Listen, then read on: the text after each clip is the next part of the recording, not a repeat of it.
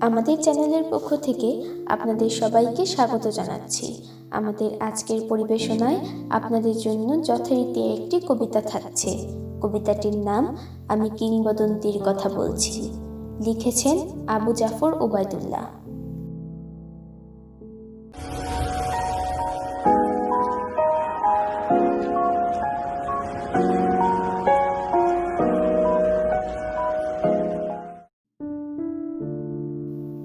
আমি আমার পূর্বপুরুষের কথা বলছি। তার করতলে পলিমাটির সৌরভ ছিল, তার পিঠে রক্ত জবার মতো ক্ষত ছিল। তিনি অতিক্রান্ত পাহাড়ের কথা বলতেন, অরণ্য এবং সাপদের কথা বলতেন, পতিত জমি আবাদের কথা বলতেন। তিনি কবি এবং কবিতার কথা বলতেন।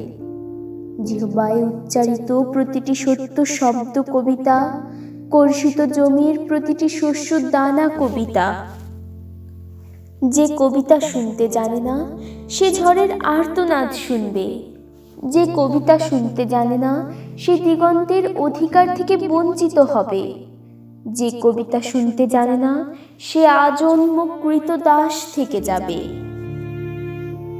আমি উচ্চারিত সত্যের মতো স্বপ্নের কথা বলছি। উনুনের আগুনে আলোকিত একটি উজ্জ্বল জানালার কথা বলছি।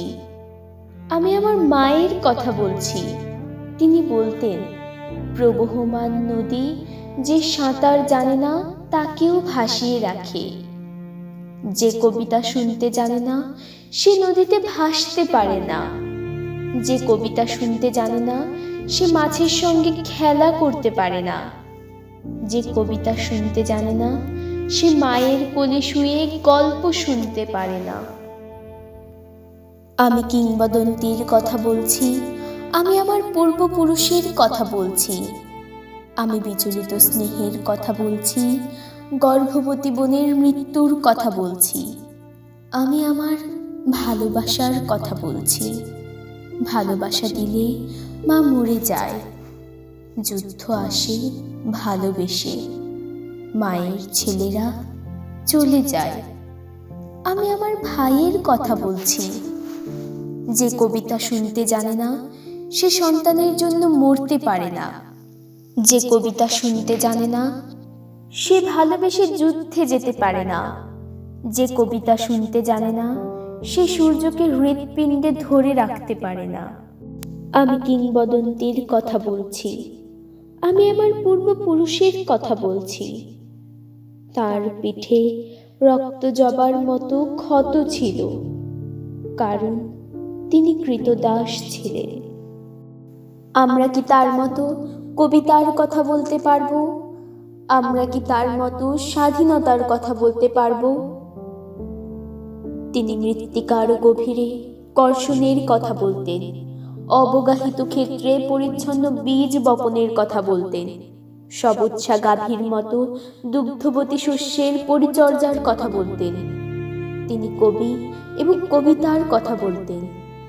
যে কর্ষণ করে তার প্রতিটি শ্বেত বিন্দু কবিতা, কর্ষিত জমির প্রতিটি শস্য দানা কবিতা। যে কবিতা শুনতে জানে না শস্যহীন প্রান্তর তাকে পরিহাস করবে। যে কবিতা শুনতে জানে না সে মাতৃস্তন্য থেকে বঞ্চিত হবে। যে কবিতা শুনতে জানে না সে আজন্ম ক্ষুধার্ত থেকে যাবে। যখন প্রবঞ্চক ভূস্বামীর প্রচণ্ড দাবদাহ আমাদের শস্যকে বিপর্যস্ত করল, তখন আমরা শ্রাবণের মেঘের মতো যূথবদ্ধ হলাম। বর্ষণের স্নিগ্ধ প্রলেপে মৃত মৃত্তিকাকে সঞ্জীবিত করলাম। বাড়ি সিক্ত ভূমিতে পরিচ্ছন্ন বীজ বপন করলাম। সুগঠিত শ্বেত বিন্দুর মতো শস্যের সৌকর্য অবলোকন করলাম এবং এক অবিশ্বাস্য আঘ্রাণ আনিশ্বাস গ্রহণ করলাম। তখন বিশ্বসর্প প্রভুগণ অন্ধকার গহ্বরে প্রবেশ করল এবং আমরা ঘন সন্নিবিষ্ট তাম্রলিপির মতো রৌদ্রালোকে উদ্ভাসিত হলাম। তখন আমরা সমবেত কণ্ঠে কবিতাকে ধারণ করলাম। দিগন্ত বিদীর্ণ করা বজ্রের উদ্ভাসন কবিতা, রক্ত জবার মতো প্রতিরোধের উচ্চারণ কবিতা। যে কবিতা শুনতে জানে না পরাভূতের গ্লানি তাকে ভুলণ্ঠিত করবে। যে কবিতা শুনতে জানে না, অভ্যুত্থানের জলোচ্ছ্বাস তাকে নতজানু করবে। যে কবিতা শুনতে জানে না, পলিমাটির সৌরভ তাকে পরিত্যাগ করবে। আমি কিংবদন্তির কথা বলছি, আমি আমার পূর্বপুরুষের কথা বলছি। তিনি স্বপ্নের মতো সত্য ভাষণের কথা বলতেন, সুপ্রাচীন সঙ্গীতের আশ্চর্য ব্যাপ্তির কথা বলতেন, শস্যের নক্ষত্রে আলোকিত প্রান্তরের কথা বলতেন। তিনি কবি এবং কবিতার কথা বলতেন। যখন কবিকে হত্যা করা হলো, তখন আমরা নদী এবং সমুদ্রের মোহনার মতো সৌভ্রাত্রে সম্মিলিত হলাম, প্রজ্বলিত সূর্যের মতো অগ্নিগর্ভ হলাম, ক্ষিপ্রগতি বিদ্যুতের মতো ত্রিভুবন পরিভ্রমণ করলাম এবং হিংস্র ঘাতক নতজানু হয়ে কবিতার কাছে প্রাণভিক্ষা চাইল। তখন আমরা দুঃখকে ক্রোধ এবং ক্রোধকে আনন্দিত করলাম, নদী এবং সমুদ্রের মোহনার মতো সম্মিলিত কণ্ঠস্বর কবিতা, অবদমিত ক্রোধের আনন্দিত উচ্চারণ কবিতা। যে কবিতা শুনতে জানে না, সে তরঙ্গের সৌহার্দ্য থেকে বঞ্চিত হবে। যে কবিতা শুনতে জানে না, নিঃসঙ্গ বিষাদ তাকে অভিশপ্ত করবে।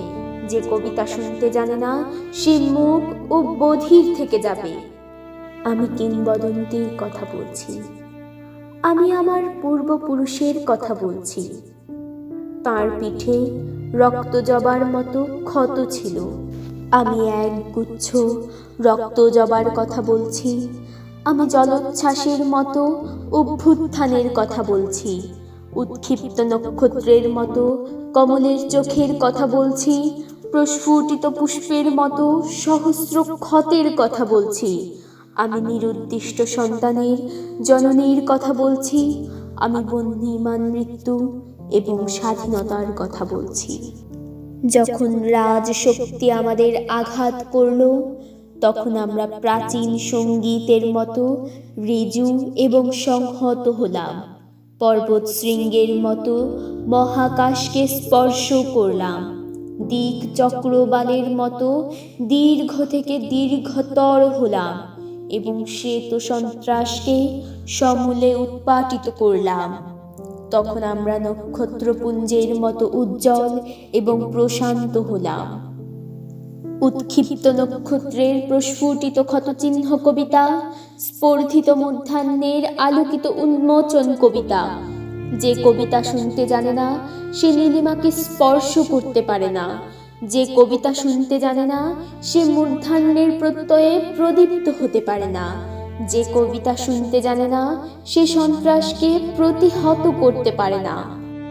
আমি কিংবদন্তির কথা বলছি, আমি আমার পূর্বপুরুষের কথা বলছি।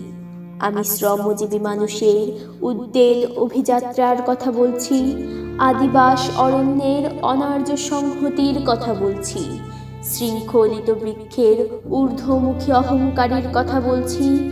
আমি অতীত এবং সমকালের কথা বলছি। শৃঙ্খলিত বৃক্ষের ঊর্ধ্বমুখী অহংকার কবিতা, আদিবাস অরণ্যের অনার্য সংহতি কবিতা। যে কবিতা শুনতে জানে না, যূথভ্রষ্ট বিশৃঙ্খলা তাকে বিপর্যস্ত করবে। যে কবিতা শুনতে জানে না, বিভ্রান্ত অবক্ষয় তাকে দৃষ্টিহীন করবে। যে কবিতা শুনতে জানে না, সে আজন্ম হীনমন্য থেকে যাবে। যখন আমরা নগরীতে প্রবেশ করলাম, তখন চতুর্দিকে ক্ষুধা, নিঃসঙ্গ মৃত্তিকা শস্যহীন, ফলবতী বৃক্ষরাজি নিষ্ফল এবং ভাসমান ভূখণ্ডের মতো ছিন্নমূল মানুষেরা ক্ষুধার্ত। যখন আমরা নগরীতে প্রবেশ করলাম, তখন আদিগন্ত বিশৃঙ্খলা, নিরুদ্দিষ্ট সন্তানের জননী শোকসন্তপ্ত, দীর্ঘদেহ পুত্রগণ বিভ্রান্ত এবং রক্তবর্ণ কমলের মতো বিস্ফোরিত নেত্র দৃষ্টিহীন। তখন আমরা পূর্বপুরুষকে স্মরণ করলাম, প্রপিতামহের বীরগাথা স্মরণ করলাম, আদিবাসী অরণ্য এবং নতজানু সাপদের কথা স্মরণ করলাম। তখন আমরা পর্বতের মতো অবিচল এবং ধ্রুব নক্ষত্রের মতো স্থির লক্ষ্য হলাম।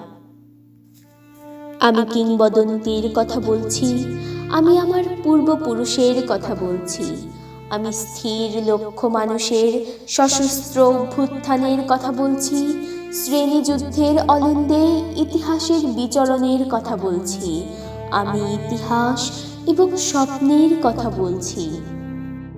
স্বপ্নের মতো সত্য ভাষণ ইতিহাস, ইতিহাসের আনন্দিত অভিজ্ঞান কবিতা। যে বিনিদ্র সে স্বপ্ন দেখতে পারে না, যে অসুখী সে কবিতা লিখতে পারে না, যে উদ্গত অঙ্কুরের মতো আনন্দিত সে কবি, যে সত্যের মতো স্বপ্নভাসী সে কবি। যখন মানুষ মানুষকে ভালোবাসবে তখন প্রত্যেকে কবি। আমি কিংবদন্তির কথা বলছি, আমি আমার পূর্বপুরুষের কথা বলছি, আমি বিচলিত বর্তমান এবং অন্তিম সংগ্রামের কথা বলছি। খণ্ডযুদ্ধের বিরতিতে আমরা ভূমি কর্ষণ করেছি, হত্যা এবং ঘাতকের সংকীর্ণ ছায়াপথে পরিচ্ছন্ন বীজ বপন করেছি এবং প্রবহমান নদীর সুকুমার দাক্ষিণ্যে শস্যের পরিচর্যা করেছি। আমাদের মুখাবয়ব অসুন্দর, কারণ বিকৃতির প্রতি ঘৃণা মানুষকে কুশ্রী করে দেয়। আমাদের কণ্ঠস্বর রূঢ়, কারণ অন্যায়ের বিরুদ্ধে ক্ষোভ কণ্ঠকে কর্কশ করে তোলে। আমাদের পৃষ্ঠদেশে নাক্ষত্রিক ক্ষতচিহ্ন, কারণ উচ্চারিত শব্দ আশ্চর্য বিশ্বাসঘাতক আমাদেরকে বারবার বদ্ধভূমিতে উপনীত করেছে। আমি কিংবদন্তির কথা বলছি, আমি আমার পূর্বপুরুষের কথা বলছি। আমার সন্তানেরা, আমি তোমাদের বলছি, যেদিন প্রতিটি উচ্চারিত শব্দ সূর্যের মতো সত্য হবে, সেই ভবিষ্যতের কথা বলছি, সেই ভবিষ্যতের কবিতার কথা বলছি। আমি বিশ্ব সর্বপ্রভুদের চিরপ্রয়াণের কথা বলছি, দ্বন্দ্ব এবং বিরোধের পরিসমাপ্তির কথা বলছি, সুতীব্র ঘৃণার চূড়ান্ত অবসানের কথা বলছি। আমি সুপুরুষ ভালোবাসার সুকণ্ঠ সঙ্গীতের কথা বলছি। যে কর্ষণ করে শস্যের সম্ভার তাকে সমৃদ্ধ করবে, যে মৎস্য লালন করে প্রবহমান নদী তাকে পুরস্কৃত করবে, যে গাভীর পরিচর্যা করে জননীর আশীর্বাদ তাকে দীর্ঘায়ু করবে, যে লৌহখণ্ডকে প্রজ্বলিত করে ইস্পাতের তরবারি তাকে সশস্ত্র করবে। দীর্ঘদেহ পুত্রগণ, আমি তোমাদের বলছি, আমি আমার মায়ের কথা বলছি, বোনের মৃত্যুর কথা বলছি, ভাইয়ের যুদ্ধের কথা বলছি, আমি আমার ভালোবাসার কথা বলছি। আমি কবি এবং কবিতার কথা বলছি, সশস্ত্র সুন্দরের অনিবার্য অভ্যুত্থান কবিতা, সুপুরুষ ভালোবাসার সুকণ্ঠ সঙ্গীত কবিতা, জিহ্বায় উচ্চারিত প্রতিটি মুক্ত শব্দ কবিতা, রক্ত জবার মতো প্রতিরোধের উচ্চারণ কবিতা।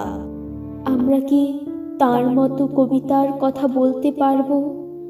আমরা কি তার মতো স্বাধীনতার কথা বলতে পারবো?